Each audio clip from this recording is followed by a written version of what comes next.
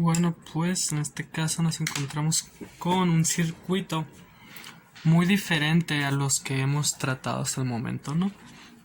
¿Por qué? Porque este circuito contiene 4 fuentes de voltaje y una fuente de corriente, que su valor es de 2 amperios. Tal vez piensen que este tipo de corriente es muy difícil, pero realmente solo es cuestión de observar el problema, de observar lo que estamos viendo, de lo que estamos tratando. Y si se fijan, esta fuente de corriente de 2 amperios, podemos comenzar con la ley de Ohm para obtener el voltaje. ¿Por qué? Porque si nos fijamos, esta corriente de 2 amperios está mandando una corriente hacia este lado que vale 2 amperios. A su vez está haciendo esto y va a entrar con 2 amperios. Es en zona horaria al reloj, ¿no? Se me olvidó poner los ohms de cada una de las tres. Este vale 4 ohms, valor de la resistencia. Este vale 6 ohms. Y esta vale 8 ohms. Listo. La fuente de corriente, como les digo, está en sentido horario, ¿no? Entonces, aquí tenemos 2 amperios. ¿Qué podemos hacer? Podemos sacar como primer factor el voltaje que está ocurriendo, ¿no?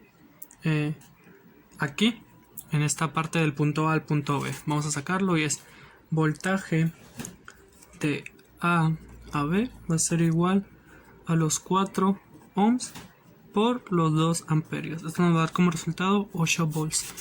Lo que está ocurriendo es que de este lado del nodo A al nodo B están ocurriendo 8 volts.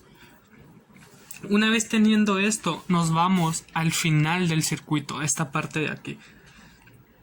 ¿Qué podemos ver? Podemos ver un circuito con 8 volts del nodo C, aquí es el nodo D, con una resistencia de 8 ohms. Usamos en este caso la ley de Ohm nuevamente en este circuito paralelo, ¿no? Usamos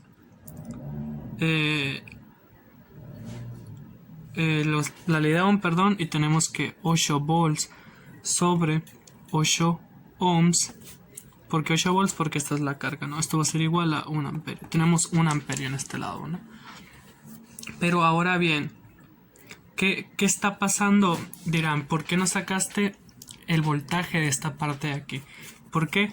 Porque aquí está ocurriendo algo. No tenemos exactamente el voltaje que está ocurriendo en esta parte de aquí.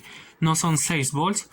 ¿Por qué? Porque este circuito pertenece también a este lado. Entonces no sabemos el voltaje correcto. Tenemos que sacar ese voltaje correcto. ¿Cómo lo vamos a sacar? Con la ley de Kirchhoff de voltaje. Y dirán, ¿cómo es esto? Tenemos que la ley de Kirchhoff de voltaje dice que toda la suma de los voltajes tienen que ser igual a 0. Entonces vamos a hacer el voltaje que va de B a C, de B a C, de B a C, más el voltaje de C a D, más el voltaje de D a E, de D a D, más el voltaje de E a B. Va a ser igual a 0. Tiene que ser igual a 0, ¿no? Entonces sustituimos y tenemos que el voltaje de B a C es igual a 8 volts. Ahora tenemos que el voltaje, menos 8 volts. Hay que observar bien el problema. ¿Por qué? Porque si se fijan, de B a C tenemos que entra menos 8 voltajes, menos 8 volts, ¿no? Menos 8. Más de C a D está entrando 8 volts positivos. De C a D están entrando 8 volts positivos. De D a E están entrando 12 más 12 volts positivos. Y dirán, de E a B, ¿qué está entrando? No conocemos exactamente de E a B, por lo cual esta sería nuestra incógnita. Más B de E a B. Esto es igual a 0. Sumamos esto de aquí, esto nos da un total, se elimina, nos da 0. Nos queda que 12 volts más voltaje de E a B es igual a 0. Despejamos y nos queda que voltaje de E a B es igual a menos 12 volts.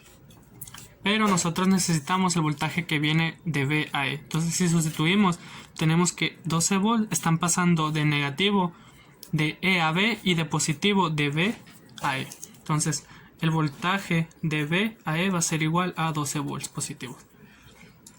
Una vez teniendo esto,